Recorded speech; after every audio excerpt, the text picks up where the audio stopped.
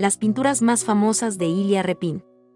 En este video veremos las obras más famosas de Repin, el artista ruso del movimiento del realismo más famoso de toda la historia del arte.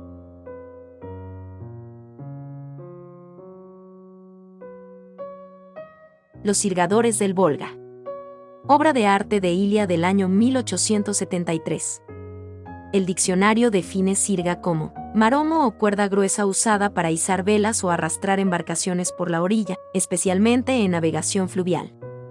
A eso se dedican los hombres que aparecen en primer término en esta obra que Repin pintó entre 1870 y 1873. En las inhóspitas llanuras rusas, bajo un régimen social y un clima igual de despiadado, los sirgadores arrastran a la vez sus destinos y la barcaza. Esa desmedida amplitud, la eterna infinitud de los horizontes esteparios, contrasta violentamente con la humillante estrechez de la existencia de estas pobres gentes. La función del sol no consiste en iluminar su mundo, sino en sofocarlo, haciendo más árida y cruel la penitencia. Sin duda los sirgadores, el paisaje y la luz son personajes importantes del cuadro, pero el protagonista imprescindible llega a pasar inadvertido en una primera mirada. A la derecha, difuminado por la calima y la distancia, navega un barco que funciona a vapor. Es este el elemento del que Ilya Yefimovich Repin se sirve para denunciar, ante la conciencia poco accesible de un zarismo en decadencia, las lamentables condiciones de vida de estos y tantos otros millones de compatriotas. También deja el autor una ventana abierta a las posibilidades del futuro. Entre las expresiones de los sirgadores muchas son totalmente desesperanzadas, resignadas hasta la indiferencia algunas o incluso vagamente criminales otras. Pero, alzando la mirada en medio del desdichado grupo humano, un muchacho perteneciente a una nueva generación se ajusta a la sirga con un ademán que nos invita más a pensar que se va a liberar de ella.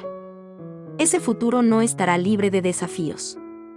Cuando Repin muere en 1930, faltan solo 12 años para que los descendientes de estos hombres, en estos mismos escenarios, tengan que sufrir y perpetrar el más horrible de los episodios bélicos de la historia, la batalla de Stalingrado, hoy Volgogrado, la ciudad del Volga.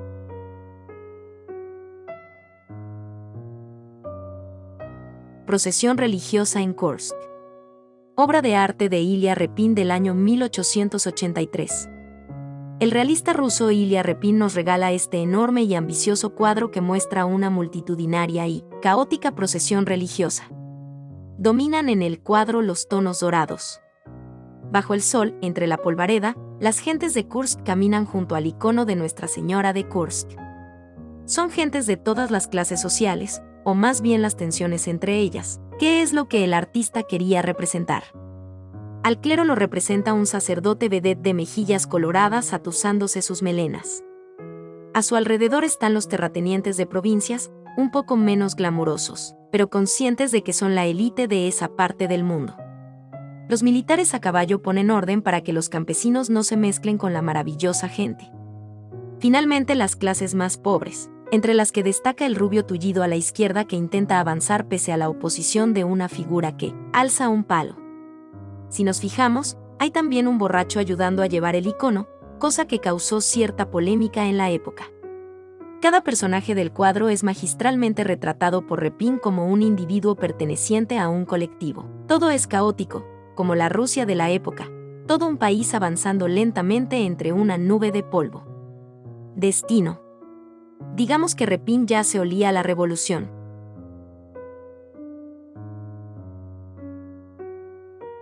Estudiante nihilista. Obra de arte de Ilya Repin del año 1883. Durante el reinado de Alejandro II, la juventud rusa se volvió nihilista. Se trataba, como todo movimiento juvenil, de una reacción contra las antiguas concepciones religiosas, filosóficas y sociales. Estos beatniks rusos eran unos cínicos que se dedicaban a ridiculizar las ideas de sus padres mediante la provocación y la ofensa, rayando en ocasiones el mal gusto. Con su actitud negativa de desprecio querían cargarse la hipocresía social de sus padres, que mientras escribían rancios poemas de regusto romántico, se dedicaban a maltratar a sus esposas y a sus siervos. Esto se repetiría a lo largo de la historia en numerosas corrientes juveniles, desde el Dada al punk. Otra cosa que criticaban estos mocosos eran las posiciones esteticistas en el arte ruso de la época, que se recreaba con la belleza en abstracto y carecía de una utilidad social real. Ilya Repin, artista con buen ojo para los temas sociales, quiso plasmar en pintura a uno de estos jóvenes, tirados en cualquier esquina, vestidos de negro, con arrogantes miradas de desafío, pelo rojizo y soñando con ver el mundo arder para reconstruirlo sobre sus cenizas. A Repin no le caían del todo mal estos jóvenes, e hizo varios retratos de ellos, incluyendo uno de un nihilista rechazando auxilios espirituales antes de su ejecución.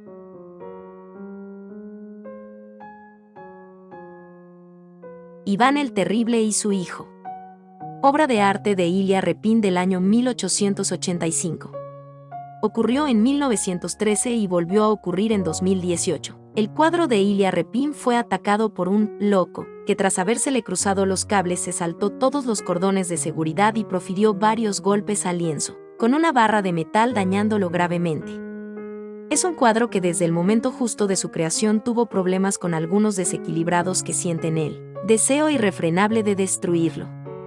Desde zares a fascistas, pasando por nacionalistas rusos, ciertos individuos no ven con buenos ojos que se mancille la figura de una persona tan encantadora como fue Iván Vasilievich Grozny o Iván IV, es decir, Iván el Terrible. Ilya Repin muestra en este sobrecogedor lienzo cómo el zar Iván acaba de quitarle la vida a su primogénito. En un acceso de cólera, intentó golpear a la esposa de su hijo por vestir ropas poco decentes y cuando el esposo intentó impedirlo, lo dejó seco con un golpe de bastón. Inmediatamente, Iván el Terrible se arroja sobre la alfombra para abrazar a su vástago, y el pintor consigue captar perfectamente la mirada de horror, dolor y culpa del zar en ese momento. El dominio de la psicología del personaje por parte de Repin es sensacional.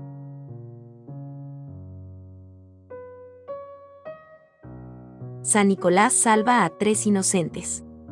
Obra de arte de Ilya de Repin del año 1888. Estamos en el año 322, en el Imperio Bizantino.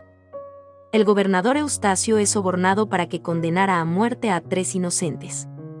Pero justo cuando el verdugo iba a cortar uno de los pescuezos, apareció San Nicolás, el obispo de Mira, al que no le gustaban un pelo las injusticias. El santo bloqueó el brazo al verdugo, tiró su espada y puso en libertad a los prisioneros fulminando sus cadenas. Después quiso castigar con furia a los corruptos, pero gracias a la intervención de 3 generales no llevó a cabo su castigo. Al parecer esto sucedió, hay numerosa documentación y referencias históricas de ello, e Ilya Repin, que por aquel entonces era un afamado pintor de cuadros de historia, quiso plasmar la escena con su inigualable estilo realista. Miembro de los Peredvishniki, Repin se adelantó unos años al realismo social junto a sus compañeros, y llevaron su arte por toda Rusia ganaron la simpatía del pueblo y la antipatía de la elitista academia. Aquí Repin muestra la escena en el momento justo que el santo aparece y deja a todo estupefactos. Las miradas de los presentes no tienen desperdicio. Es como si vieran al mismísimo Papá Noel. Un momento. San Nicolás es Papá Noel.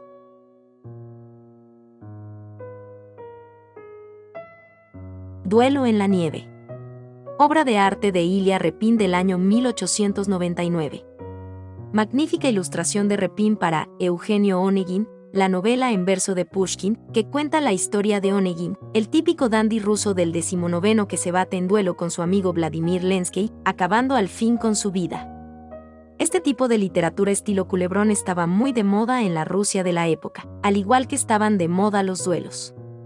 Aunque en principio estaban prohibidos por el imperio, los aristócratas rusos se batían al amanecer, y no poca gente murió para restaurar su honor. Entre ellos, por cierto, el propio Pushkin. Los duelos rusos destacaban por su tremenda crueldad, y por lo general acababan en muerte.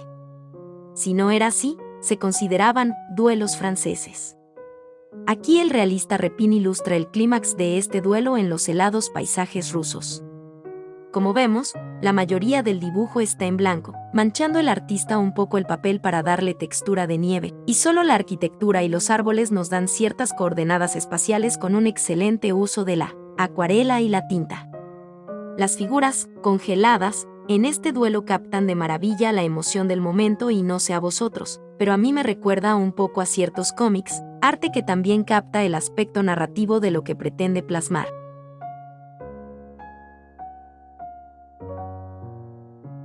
Espero que te haya gustado el video. Si es así, por favor regálanos un like y tu suscripción para que así el mundo del arte en YouTube siga creciendo. Te deseamos un excelente día, hasta el próximo video.